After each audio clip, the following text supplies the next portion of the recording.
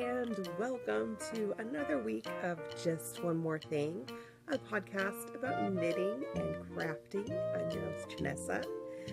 I had a really wonderful weekend, and the activities that I got up to, I almost said shenanigans, but then I'd sound like I was stealing it from Amy on Fat Squirrel's podcast. But yeah, some fun activities that I got up to in the fibery way over the weekend is going to take up most of this week's podcast, but I do have a little bit of knitting to share with you as well.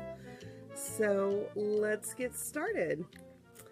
I feel like I'm a little crooked. We're just going to deal with it. Okay, like take two, yeah? So, knitting, I do have kind of a finished project to share, but it's the project of the swatching variety. So over the last couple of weeks, I've been sharing with you my shawl swatches that I was doing as part of the Seeker Challenge for Aroha Knits. These are all ones that you've seen before. They were just small little examples of shawls and, I showed that one to you backwards, and knitting patterns that could kind of introduce you to different regional types of knitting and shawl making. I really enjoyed it. So these were all of the ones, these were days 1 through 4 that you saw, and there's 2 bonus ones in there for Estonia and Shetland. The one that you only got to see me head start, though, was this one. I did not trim my ends, because I'm a bad podcaster. So this was the,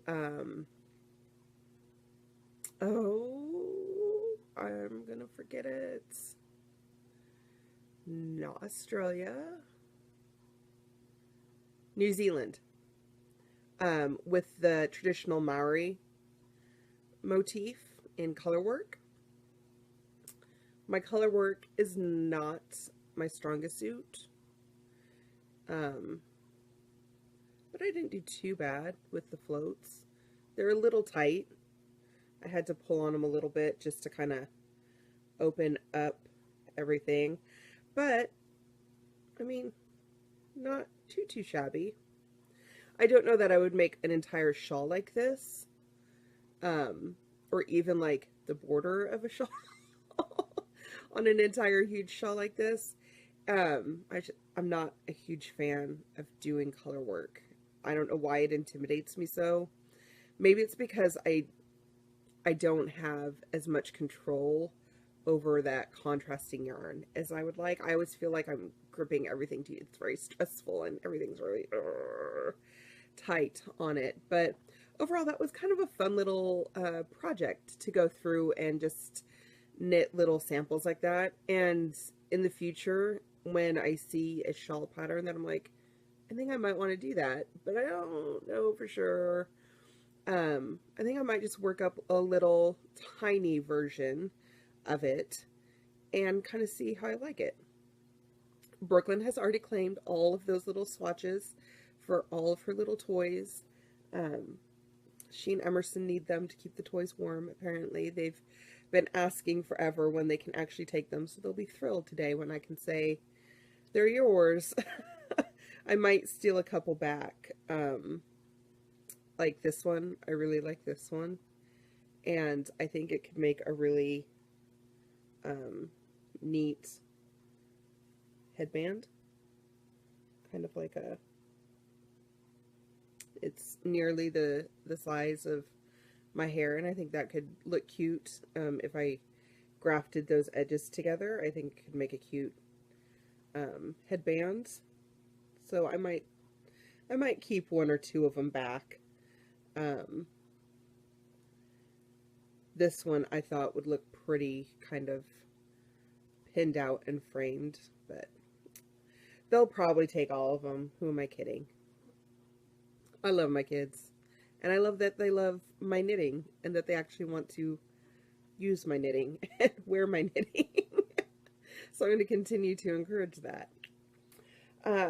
Next up in the knitting things that you're used to seeing, I'm going to talk about Clue 2 of What the Fade, which is a mystery knit along with Andrea Mowry. So at this point, if you don't want to be spoiled, if you want to wait and see at the very end what it looks like, here's where you can skip ahead to. I'm losing things off the edge of my chair. All right, so Clue 2 came out I think they come out kind of like really late Wednesday nights.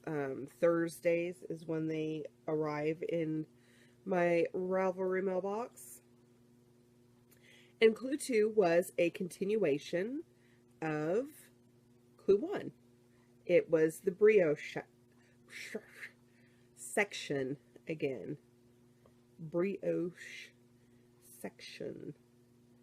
I've been having some speech impediment things with my son that the more I help him work on them, the more I realize he gets them all from me. Because even as an adult, if I'm not slowing down and paying attention, I still notice sometimes that I mix up letter sounds and don't pronounce them correctly. Sorry, kiddo. It's all Mama's fault. So, section 1 was this top part down to this first fade, which I kind of messed the fade up a little bit. I mixed up, like I didn't look at the pattern close enough, and I mixed up the order that I was fading the colors in, but it still fades. You can still see a fade down in there. So then Clue 2 is all this down here, which I'm still working on. But we continued on in the colors B and D, which for me were these two colors. And then we did a fade right through there with colors C and F. Just upside down. So those two colors, and then we're to continue on with those two colors for another section, and then we're going to take off color C and just leave color F attached. And I am on the first repeat of that C and F brioche. So Clue 2 is not finished for me yet. But there you can kind of see that's my right side. And this is my wrong side.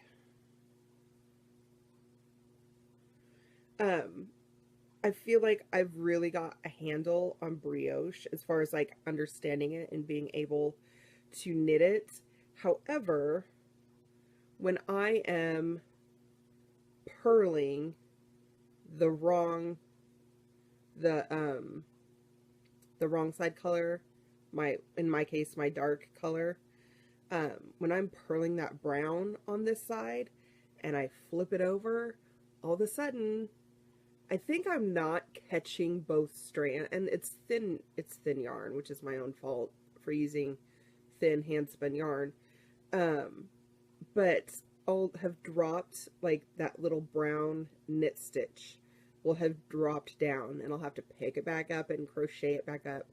And fixing mistakes in brioche is not the easiest thing in the world to do. And because I like to knit dangerously, I don't have lifelines in, so I can't like rip back. And usually it's like 2 or 3 little just stitches that it's fallen down. So I have developed somewhat of a fix for going back and doing that. But then you can see like right there, do you see how it's got like, it's not got the right yarn overs through like those 2 little holes? I mean, in the grand scheme of things, when I've got this on, no one's going to notice, so I'm not too upset about it. But it is bugging me that for some reason, and it's just on that side, and I I don't know how I'm missing it. I honestly, for about 5 minutes, sat there with a flashlight and tugged on everything, like spread it all out as much as I could on the needles, thinking maybe a piece of yarn broke, and that's why I keep going back and noticing all of these slip stitches 5 or 6 rows down. But I can't see anything that's broken, so it must be that somewhere I missed a purl. I don't know. That's the most aggravating part about this so far. And really, it's not even that bad. It's fixable. So, and I like the colors and how they're fading together and how that's all working. So, overall, happy with the project. Hoping I can get all through Clue 2 today and tomorrow. And then I'll be on track to start Clue 3 on, sorry for the Thursday. Weird edit. My phone started ringing and I couldn't get up to get it. I've got too much stuff stacked on me to get up and get it quickly. So yeah, What the Fade. Enjoying the project. Can't wait for Clue 3 because it's going to bring something other than brioche, I'm pretty sure, with only one strand of yarn attached. Or it'll end up being more brioche, and this is just going to be the most brioche-licious shawl ever. And we'll start fading with like different colors. I don't know. I don't know what it'll be, but that's why it's a mystery, and that's why it's fun to knit along with it. So I got like one row of my mom's sweater knit, and I did like one row of the baby blanket. So neither of those projects that need to be worked on got worked on at all. I need to get better about both of those projects because both of them have a semi-deadline. I mean, it's not the end of the world if the baby gets a blanket after it's born, but I'd like to have it to her before it's born. And it's not, mom's gonna I mean, she's been waiting for this sweater since 2011, so one more Christmas isn't gonna be the end of the world, but I kind of want to get it to her as well. So I really do need to kind of start working on those. Anyway, we're going to move on to my weekend activities.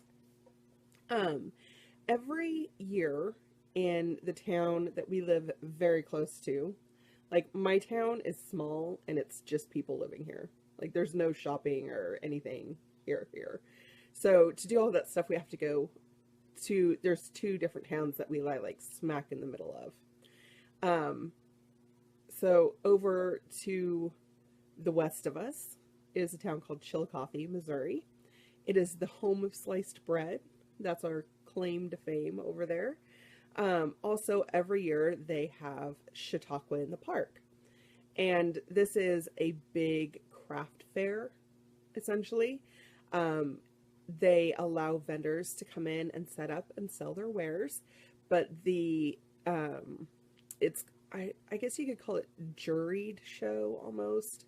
You have to apply to be able to set up, and they can accept or deny your application. And basically, in order to be able to vend there, you have to be selling things that you yourself made, or at least mostly made, from my understanding. They allow some food vendors in that, I mean, technically, yeah, they're making this stuff, but they didn't, like, hand make it.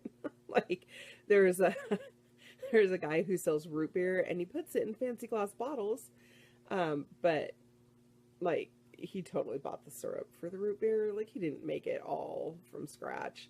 So, anyway, but most of the things that people are selling there are handmade items, and that's kind of the big draw for Chautauqua in the Park, is that you're getting, like, handcrafted, handmade items. And the spinning fiber group in the area, the Fiber Gals, I used to go and spin with them like on a monthly basis, and then I had kids, and kids got busy on the weekends, and I hadn't been for a really long time. But I decided like I need to get back into this whole taking time for myself to spin for myself, and so I contacted the gal and said, "Hey, I'm going to come spin with you guys if that's okay." But we set up in the middle of all the vendors, and we have a traditional arts area. And so over the years, it's grown and it's changed a lot. But this year, there were, of course, the fiber gals spinning, and there was a guy there who brings his big, like, floor. I don't know a lot about weaving, but it's like one of the big looms, not just like the little lap looms, like huge looms. There's a couple people there weaving. There was a gal doing finger weaving there. She did some amazing things with finger weaving that blew my mind, like including big, huge shawls. With, like, I'm used to seeing narrow things with finger weaving. She did like huge fabrics, all with finger weaving. Let's see. There was some people there doing like the triangular, like the peg looms, doing triangular shawls. There was a paper maker, a blacksmith. There was a lady there who had a bunch of her fleeces, and she was demonstrating like how to scour and clean fleece. A bunch of the gals who were spinning were also spinning off of fleeces, so they were doing fiber prep, like the carding and the combing, along with their spinning. There was a storyteller, a dulcimer player, so all kinds of fun things like in our little traditional arts area. There was also a guy set up with like kind of an outdoor living frontiersman type setup, who was demonstrating like cooking over the fire and things like that. So it was a pretty cool little area, and I've got some video that I'll share and kind of show you like what that little setup was like. I don't know if I'll stick it in here. If you didn't just see a video of all of that, you'll see it at the very end of the podcast. I'll stick it in with the end slide. So, because I don't know what I'm going to do. It depends on how I feel when I'm editing. And it depends on how many distractions I get while I'm trying to edit. So I'll show you some of the things that I did while I was there Saturday and Sunday. Mostly spinning. So I took the opportunity to spin up the last 2 ounces of the Sincerely Yours fiber, which is this yarn that I'm using for What the Fade. So I spun up the last 2 ounces and plied it. I just haven't taken it off the bobbin yet.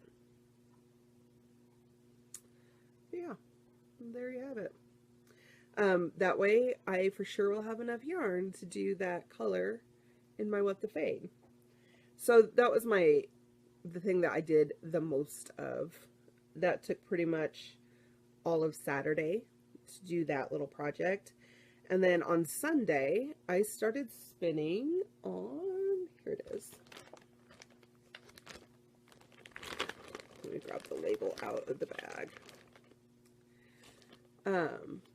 This is from Freckle Face Fibers, and it's the sandalwood, the extra fine merino. So 4 ounces of that, and here is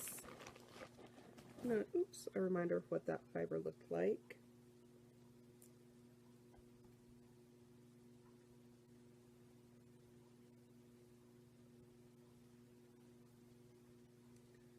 So lots of dark grays and browns, and every once in a while, maybe we can see it right in there, you get kind of like a reddish brown, and in this light part you get almost a mauvey color right there. It's not quite gray, it's not quite brown, but it's just got that little bit of reddish kind of purple pink hue to it. I know it's showing up gray in this light, but it really does have more of a almost a purple mauve kind of color to it. This is a joy to spin up. It's very well prepared, considering the fact that I just dropped a whole bunch of it right down there and I can't get it.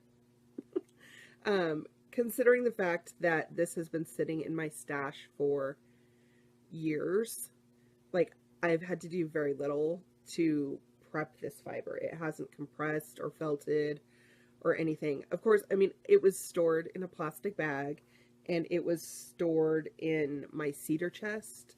So, I mean, there really wasn't an opportunity. I have lost like the whole darn bag went down here. So it really hasn't lost much in the way of, like being exposed to the elements. It's been well cared for. My stash is well cared for, at least. Even if I don't get around to spinning it for years, it is well cared for.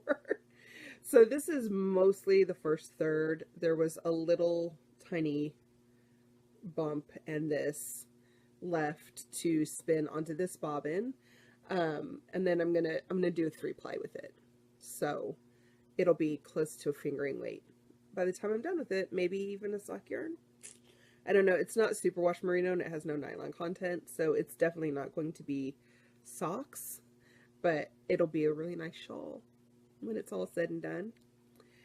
So that's what I spent on most of Sunday. I'll give you a close up of that. I was very happy with it.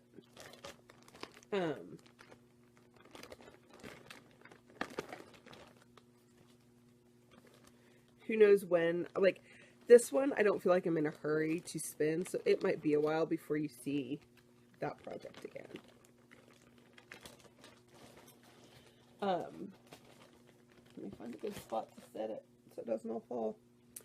Also, while I was there, one of my friends in that fiber group has a company called Wool and Thistle. Hang on while I make sure I don't lose this loop.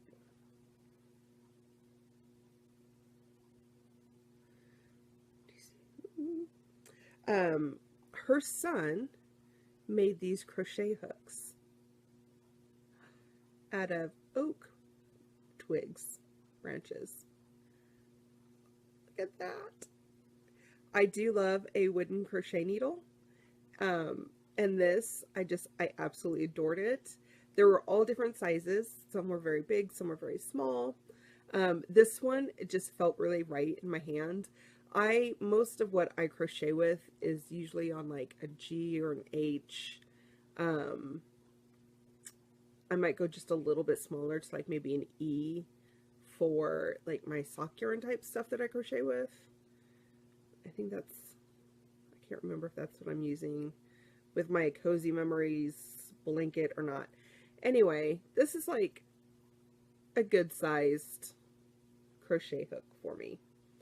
I do not know what millimeters this one is, because I haven't bothered to size it yet. I'm just like, eh. And I'm not like the best crocheter in the world. I pretty much just like grab a hook and like crochet a few stitches with it, and if it's giving me a fabric that I like, I keep going with that hook. If not, I switch it up. Like, I hardly ever pay attention to the actual size of the hook that I'm using. Bad crocheter. But yeah, this one, I really liked the size of it and the feel of it. It's very, very smooth. He did an excellent job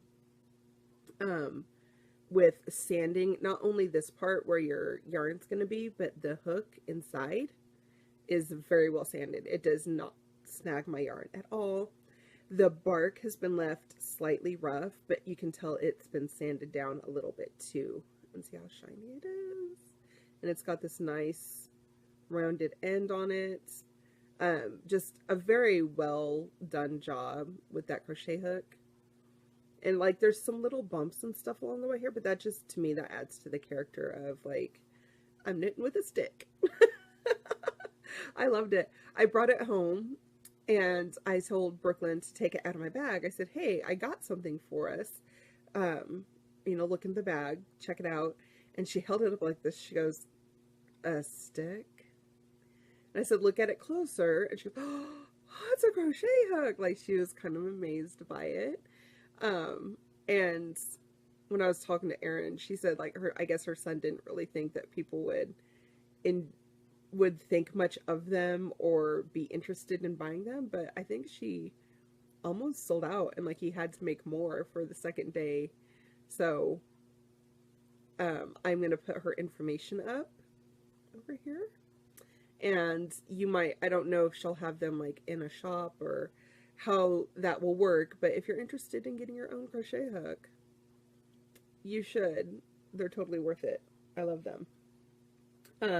So I broke it in this weekend, and I started working on a shawl, the name of which I do not remember, so here it is up there. It was a free one on Ravelry.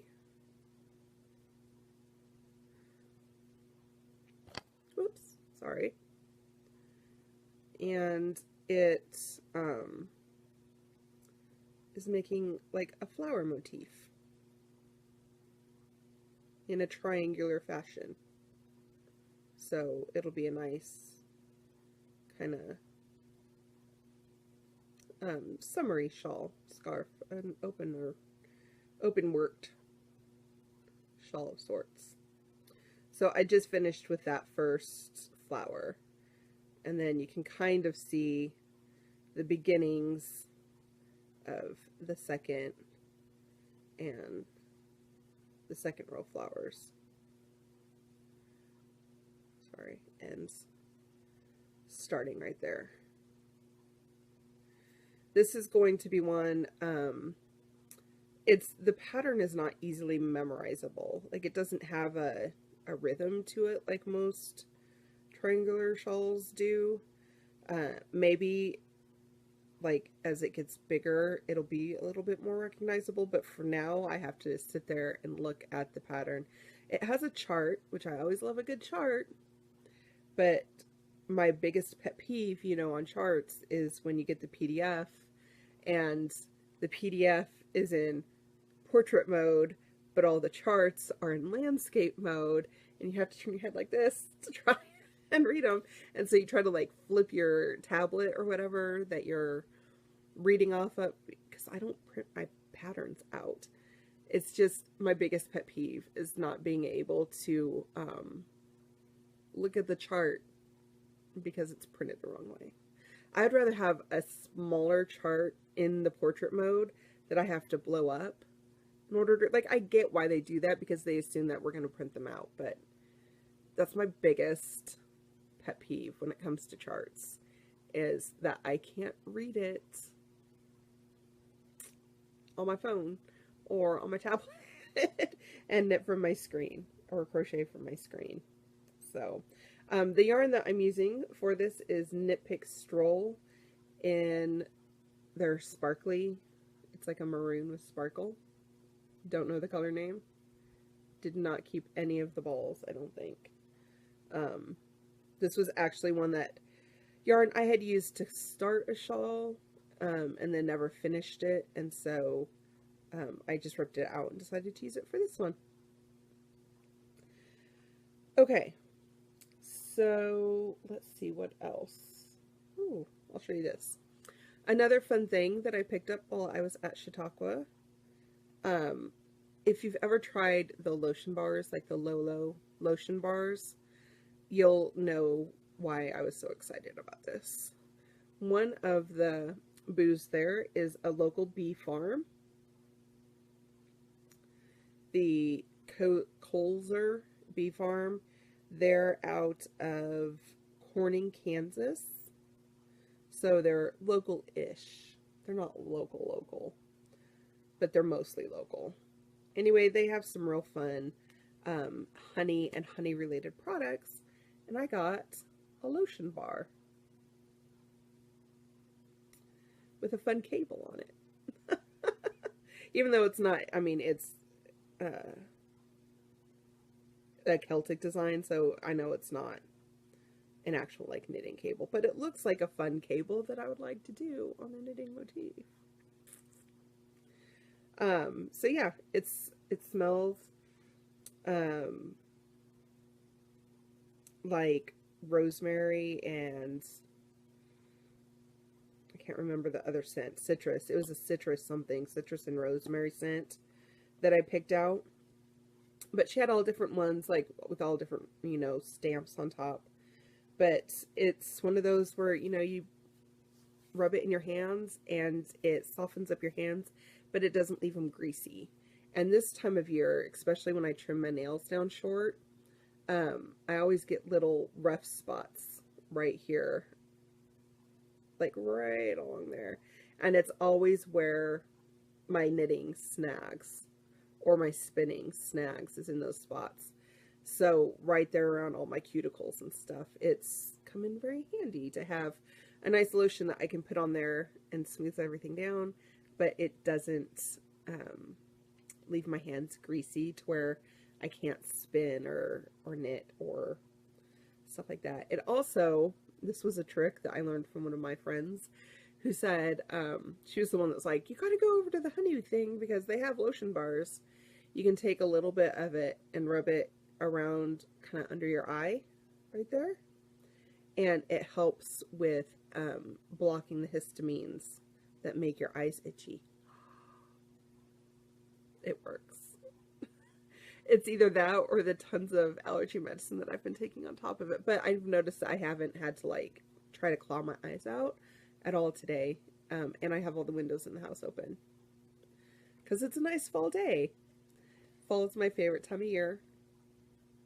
It's the time of year where everything smells like apples or pumpkin spice, and I get to wear all of my knit things. This is like my sockhead hat that I like to wear when I'm having crazy hair days, and I get to break out all my fun shawls. So, yay for fall and wearing layers and lots of layers and nice days. I don't care for the allergies in the fall, but if I can get through it with some allergy medicine and some honey remedies, we're golden. We're good to go. Last thing I was going to talk about is this scarfy shawl that I'm wearing today. It's not hand knit. It wasn't made by me. It was bought at a store. Scandalous, right? But I kind of want to knit something that reminds me that's like this. I want to kind of make my own version of this pattern. I'm not entirely sure how I would go about doing that, but I mean, essentially, like those would be really big yarn overs, right? And then you'd go back and pick up and knit like these stitches here, and then you'd have to somehow add some stitches in, and that's like almost like a feather and fan kind of motif, and then an eyelet motif there connected by really big yarn overs, and it's just repeated, and then you put fun fringe on it. So that might be something I try to recreate at some point. It's one of my favorites, but there are some spots where you can tell it's starting to kind of like, it's seen better days. But it's definitely one of my favorites because it's just a nice neutral color, so I can throw it over any color top. I can wear it with anything that I own. And it's airy enough that it doesn't like swelter you when it gets warm in the afternoon. But it's just enough to kind of take the chill off. It's one of my favorites. So, yeah, if anyone has seen a pattern out there like this that I wouldn't have to do the work to recreate it, I would love to see it. Comment below. Tell me what you think. If you didn't already see the video earlier of Chautauqua, it'll be at the end. But you'll notice quite a few different vendors there. I tried to get their sign name, like, so you can see the name and you can look them up on the internet. I will do my best to have all of their information in the show notes. However, if there was one that you kind of saw me sweep by that I didn't get the info for, let me know and I'll find the info and shoot it out to you. What else? What else? I think that's pretty much it. A pretty short episode this week, as always. I like to try to keep them around that 30-minute mark, and I think that's where we are. So I'm going to let you go, and we'll talk to you next week. If you enjoy this video, make sure to subscribe to the channel and give it a thumbs up and share with your friends, and let's grow the Just One More Thing community. Help me out with that. You can come over and see the show notes in the Ravelry group. I've been kind of bad about posting them on Facebook because I felt like that was all I was posting on Facebook, but maybe Facebook will stop being depressing and I'll start posting there more. I've been avoiding it lately. It's a little, it's not as fun to go and look at Facebook anymore. I'm not going to rant about that. It would go on all day if I start ranting about Facebook and its many woes. You can also find me on Instagram, where I post lots of fun fibery pictures and every once in a while cute pictures of my kids. So I hope you're having a great week, and we will talk to you again very soon. Bye.